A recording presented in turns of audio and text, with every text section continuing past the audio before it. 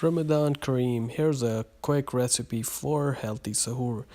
All the ingredients will be in the detail box, so enjoy.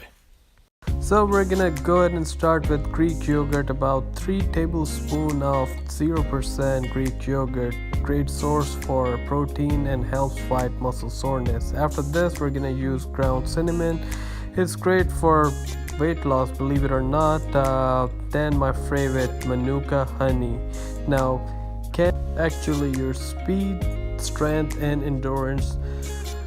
Now we also added hemp seeds in it, which are a good source of 2 essential fatty acids, omega-6 and 3.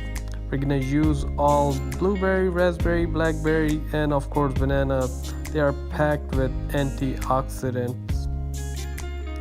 And there you have it, folks. Hope you like my video. Don't forget to subscribe my channel. And again, this drink keeps me full all day.